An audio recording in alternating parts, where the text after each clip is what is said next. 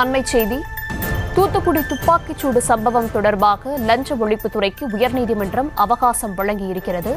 அது குறித்தான அண்மை செய்தியை பார்த்து வருகிறோம். விவரங்களுடன் இணைகிறார் செய்தியாளர் மதியழகன். விவரம்.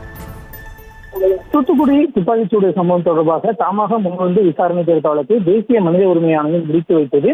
இதனை எதிர்த்து சென்னை உயர்நீதிமன்றத்தில் தாக்கல் செய்யப்பட்ட வழக்கில் துப்பாக்கிச்சூடு சம்பவம் நடைபெற்ற காலத்தில் பணியாற்றிய காவல்துறை, வருவாய்த்துறை அதிகாரிகளினுடைய சொத்து விவரங்களை சேகரிக்கும்படி தமிழக லஞ்ச ஒழிப்புத்துறைக்கு சென்னை உயர்நீதிமன்றம் உத்தரவிட்டிருந்தது. இந்த வழக்கு நீதிபதிகள் எஸ் சுந்தர் மற்றும் என் செந்தில்குமார் அமர்வில் இன்று மீண்டும் விசாரணை கொண்டது.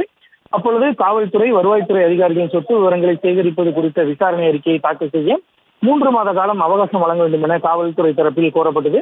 இதனை ஏற்றுக்கொண்ட நீதிபதிகள் அதிகாரிகள் தங்கள் சொத்து விவரங்களை தெரிவிக்க வேண்டும், அந்த சொத்துக்களை வாங்குவதற்கான வருவாய் ஆதாரங்களை லஞ்ச ஒழிப்புத்துறையினர் விசாரிக்க வேண்டியுள்ளது என கூறி அதிகாரிகளின் சொத்து விவரங்கள் குறித்த அறிக்கையை தாக்கல் செய்ய லஞ்ச ஒழிப்புத்துறைக்கு 3 மாத காலம் அவகாசம் வழங்கி நீதிபதிகள் உத்தரவிட்டனர்.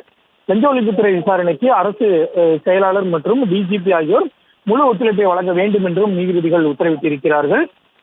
மேலும் சிபிஐ விசாரணை ஏற்றுக்கொள்ளத்தக்கதாக இல்லை என தெரிவித்த நீதிபதிகள் லஞ்ச ஒழிப்புத்துறையின் விசாரணை நியாயமாக நடத்தப்பட வேண்டும் என்றும் அறிவுறுத்தினர்.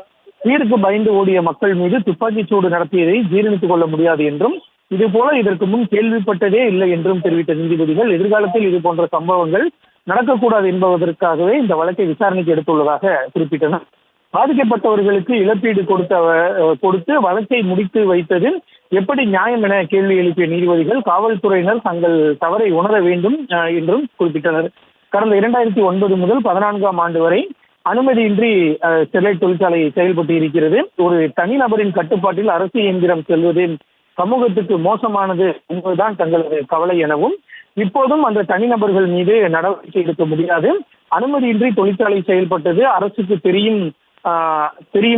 தெரியும் என்றும், ஆனால் நடவடிக்கை எடுக்கவில்லை என்றும் நீதிபதிகள் குறிப்பிட்டிருக்கிறார்கள்.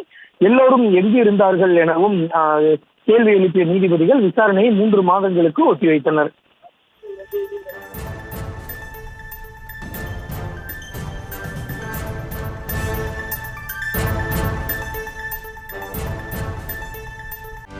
செய்திகளை உடனுக்குடனும் துல்லியமாகவும் தெரிந்து கொள்ள சப்ஸ்கிரைப் பண்ணுங்க.